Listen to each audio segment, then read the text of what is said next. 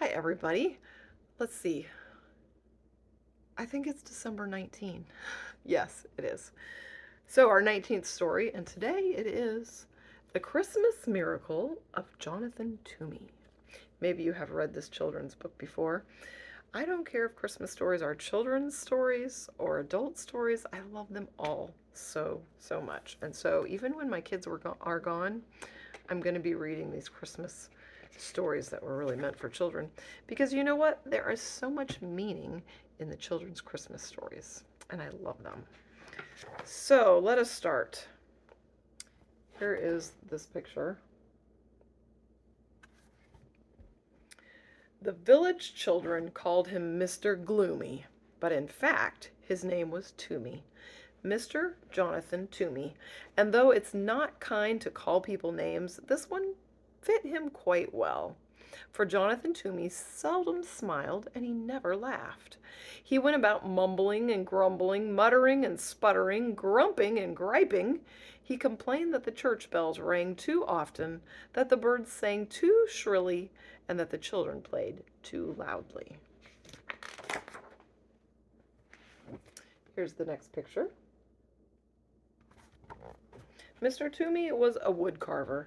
Some said that he was the best woodcarver in the whole valley. He spent his days sitting at a workbench carving beautiful shapes from blocks of pine and hickory and chestnut wood. After supper, he sat in a straight-backed chair near the fireplace, smoking his pipe and staring into the flames. Jonathan Toomey wasn't an old man, but if you saw him, you might think that he was. The way that he walked bent forward with his head down. You wouldn't notice his eyes, the clear blue of an August sky, and you wouldn't see the dimple on his chin, since his face was mostly hidden under a shaggy, untrimmed beard, speckled with sawdust and wood shavings, and depending what he ate that day, with crumbs of bread or a bit of potato or dried gravy. The village people didn't know it, but there was a reason for his gloom, a reason for his grumbling, a reason why he walked hunched over, as if carrying a great weight on his shoulders. Some years earlier, when Mr. Jonathan Toomey was young and full of life and full of love, his wife and baby had become very sick. And because those were the days before hospitals and medicines and skilled doctors, his wife and baby had died 3 days apart from each other. I forgot to show you that picture. So Jonathan Toomey had packed his belongings into a wagon and traveled till his tears stopped. He settled into a tiny house at the edge of a village to do his wood carving. Here's the next picture. One day in early December there was a knock at Jonathan's door. Mumbling and grumbling, he went to answer it. There stood a woman and a young boy. "I'm the widow McDowell. I'm new in your village. This is my son Thomas," the woman said. "I'm 7 and I know how to whistle," said Thomas. "Whistling is pish-posh," said the woodcarver gruffly. "I need something carved," said the woman, and she told Jonathan about a very special set of Christmas figures her grandfather had carved when she was a little girl. "After I moved here I discovered that they were lost," she explained. "I had hoped that by some miracle I would find them again, but it hasn't happened." "There are no such things as miracles," the woodcarver told her. "Now could you describe the figures for me?" There were sheep," she told him. "2 of them with curly wool," added Thomas. "Yes, 2," said the widow, "and a cow, an angel, Mary, Joseph, the baby Jesus, and the wise men." "3 of them," added Thomas. "Will you take the job?" asked the widow McDowell. "I will." "I'm grateful. How soon can you have them ready?" "They will be ready when they are ready," he said. "But I must have them by Christmas. They mean very much to me. I can't remember a Christmas without them." "Christmas is pish-posh," said Jonathan gruffly, and he shut the door. Elijah, will you go get my charger, please? Sorry for the interruption. My battery is probably going to go dead, and the story is a long story, and I don't want to have to start over. So thank you for bearing with me. This is real life, everyday real life, cats and cords and everything. So, the following week there was a knock at the woodcarver's door, Muttering and sputtering, he went to answer it. There stood the widow McDowell and Thomas. "Excuse me," said the widow, "but Thomas has been begging to come and watch you work. He says he wants to be a wood carver when he grows up and would like to watch you since you are the best in the valley." Go ahead. Sorry. There we go. "I'll be quiet. You won't even know I'm here. Please, please," piped up Thomas. With a grumble, the woodcarver stepped aside to let them in. He pointed to a stool near his workbench. "No talking, no jingling, no noise," he ordered Thomas. The widow McDowell handed Mr. Toomey a warm loaf of cornbread as a token of thanks. Then she took out her knitting and sat down in a rocking chair in the far corner of the cottage. "Not there!" bellowed the woodcarver. "No one sits in that chair." So she moved to the straight back chair by the fireplace. Here's the next picture. Thomas sat very still. Once, when he needed to sneeze, he pressed a finger under his nose to hold it back. Once, when he wanted desperately to scratch his leg, he counted to 20 to keep his mind off of the itch. After a very long time, Thomas cleared his throat and whispered, "Mr. Toomey, may I ask a question?" The woodcarver glared at Thomas and then shrugged his shoulders and grunted. Thomas decided it meant yes, so he went on. "Is that my sheep you're carving?" The woodcarver nodded and grunted again. After another very long time, Thomas whispered, "Mr. Toomey, excuse me, but you're carving my sheep wrong." The widow McDowell's knitting needles stopped clicking. Jonathan Toomey's knife stopped carving. Thomas went on. "It's a beautiful sheep, nice and curly, but my sheep looked happy." "That's pish-posh," said Mr. Toomey. "Sheep are sheep. They cannot look happy." "Mine did," answered Thomas. "They knew they were with the baby Jesus, so they were happy." After that, Thomas was quiet for the rest of the afternoon. When the church bells chimed 6 o'clock, Mr. Toomey grumbled under his breath about the awful noise. Toomey grumbled. The widow McDowell said it was time to leave. Thomas sneezed 3 times and then thanked the woodcarver for allowing him to watch. That evening, after a supper of cornbread and boiled potatoes, the woodcarver sat down at his bench. He picked up his knife. He picked up the sheep. He worked until his eyelids drooped shut. Hello. Here is the next picture. A few days later, there was a knock at the woodcarver's door. Griping and grumbling, he went to answer it. There stood the widow and her son. And here is Butterscotch, just so you know what she looks like again. "May I watch again? I will be quiet," said Thomas. He settled himself on the stool very quietly, while his mother laid a basket of sweet-smelling raisin buns on the table. "The teapot is warm," Mr. Toomey said gruffly, his head bent over his work. While Mr. Toomey carved, the widow McDowell poured tea. Uh-oh. There's some whiskers. Wow. All sorts of things going on tonight. Let's see. While Mr. Toomey carved, the widow McDowell poured tea. She touched the woodcarver gently on the shoulder and placed a cup of tea and a bun next to him. He pretended not to notice. But soon both the plate and the cup were empty. Thomas tried to eat the bun his mother had given him as quietly as he could. But it is almost impossible to be 7 and eat a warm, sticky raisin bun without making various smacking, licking, satisfied noises. When Thomas had finished, he tried to sit quietly.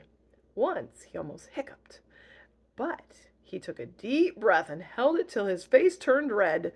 And once, without thinking, he began to swing his legs, but a glare from the woodcarver stopped him, and he kept them so still they fell asleep.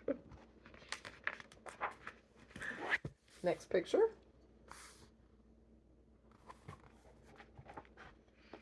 After a very long time, Thomas whispered, "Mr. Toomey, excuse me, may I ask a question?" grunt. Is that my cow you're carving? Nod and grunt. Another very long time went by. Then Thomas cleared his throat and said, Mr. Toomey, excuse me, but I must tell you something. That is a beautiful cow, the most beautiful cow I have ever seen. But it's not right. My cow looked proud. That's pish-posh, growled the woodcarver. Cows are cows. They cannot look proud. My cow did. It looked like it knew that Jesus chose to be born in its barn, so it was proud. Thomas was quiet for the rest of the afternoon. The only sounds that could be heard were the scraping of the carving knife, the humming of the widow McDowell, and the click-click of her knitting needles. When the church bells chimed 6 o'clock, Mr. Toomey muttered under his breath about the noise. The widow McDowell said it was time to leave. Thomas shook first one leg and then the other. He thanked the woodcarver for allowing him to watch. That evening, after a supper of boiled potatoes and raisin buns, the woodcarver sat down at his bench. He picked up his carving knife, he picked up the cow. He worked until his eyelids drooped shut.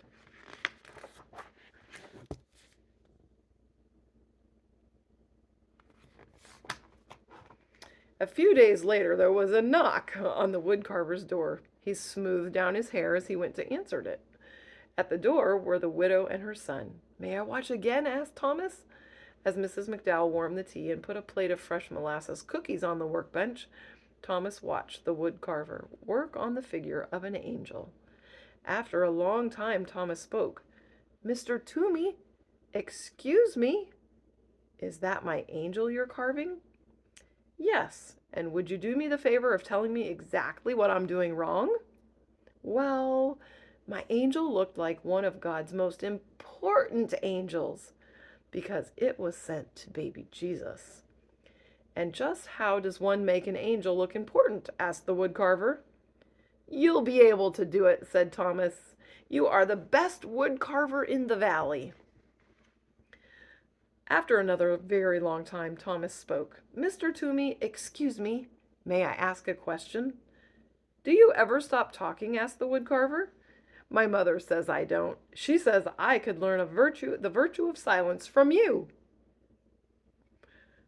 Under his beard, the woodcarver's face turned pink. The widow McDowell's face turned as red as the scarf that she was knitting. "Well, speak up. What is your question?" "Will you please teach me to carve?" "I am a very busy man," grumbled the woodcarver, but he put the important angel down. "You will carve a bird." "A robin, I hope," said Thomas. "I like robins."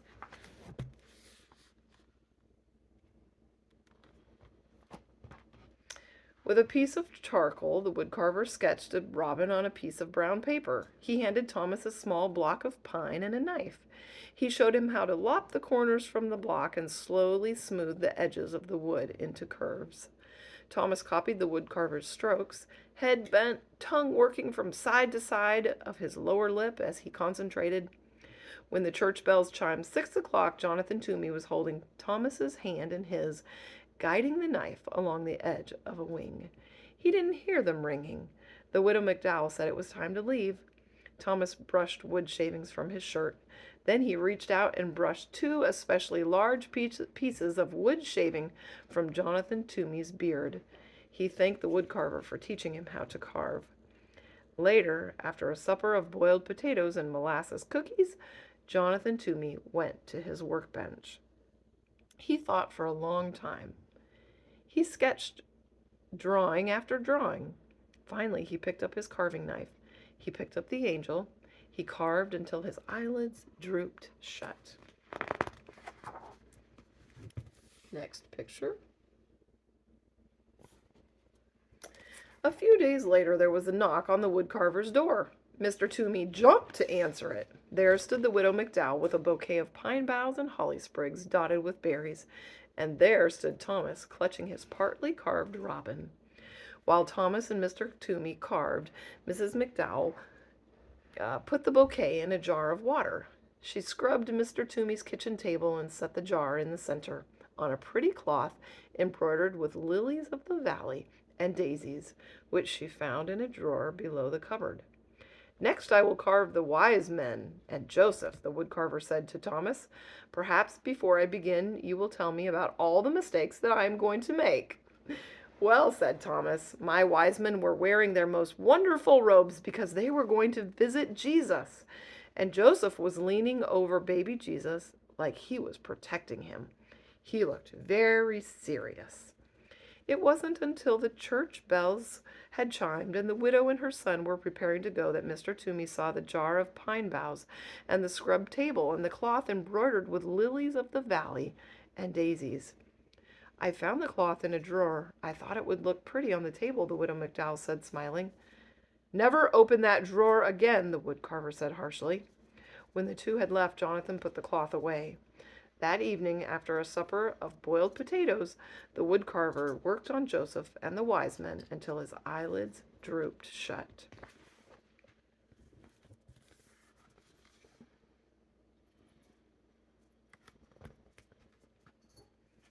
A few days later, there was a knock on the woodcarver's door. He dusted the crumbs from his beard and brushed the sawdust from his shirt. At the door were the widow McDowell and Thomas. All afternoon Thomas watched the woodcarver work. When it was time to leave, Jonathan said to Thomas, I'm about to begin the last two figures, Mary and the baby. Can you tell me how your figures looked?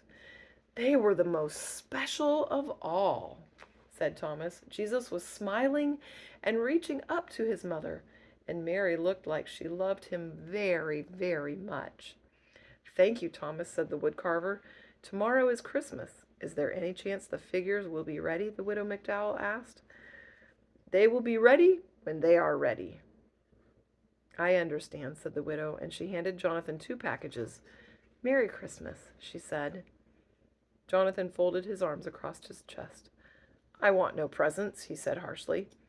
That is exactly why we are giving them, answered the widow. She put them down on the table and left. Jonathan sat down at the table. Slowly he opened the first package. Inside was a red scarf, hand-knit, warm and bright. He tied the scarf around his neck. The other package held a robin, crudely carved of pine. A smile twitched at the corners of Jonathan's mouth as he ran his fingers over the lopsided wings. He dusted the fireplace mantel with his sleeve and placed the robin exactly in the center so that he could look at it from his chair.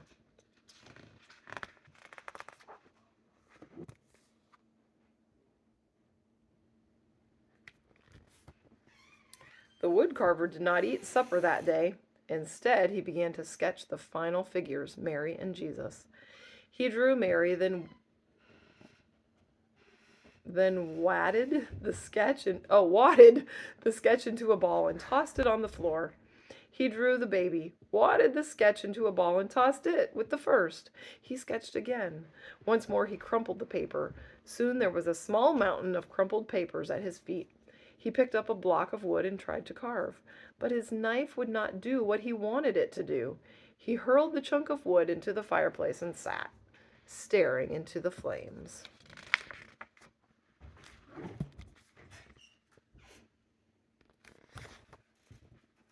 When he heard the church bells announcing the midnight Christmas service, he got up.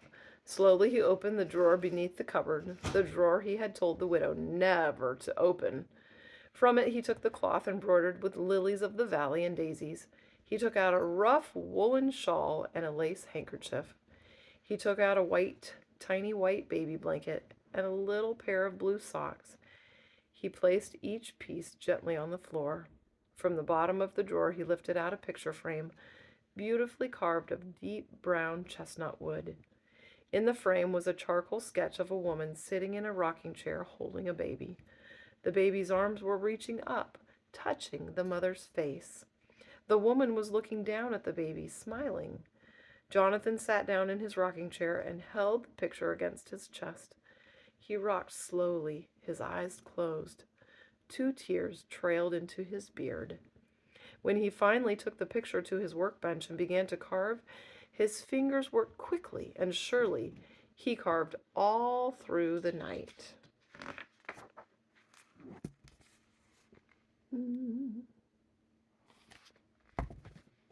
The next day there was a knock on the widow McDowell's door. When she opened it, there stood the woodcarver, his neck wrapped in a red scarf, holding a wooden box stuffed with straw. "Mr. Toomey," said the widow, "what a surprise! Merry Christmas!" "The figures are ready," he said as he stepped inside. From the box, Jonathan unpacked two curly sheep, happy sheep because they were with Jesus. He unpacked a proud cow and an angel, a very important angel with mighty wings stretching from its shoulder right down to the hem of its gown. He unpacked three wise men wearing their most wonderful robes edged with fur and falling in rich folds. He unpacked a serious and caring Joseph. He unpacked Mary wearing a rough woolen shawl, looking down, loving her precious baby son. Jesus was smiling and reaching up to touch his mother's face.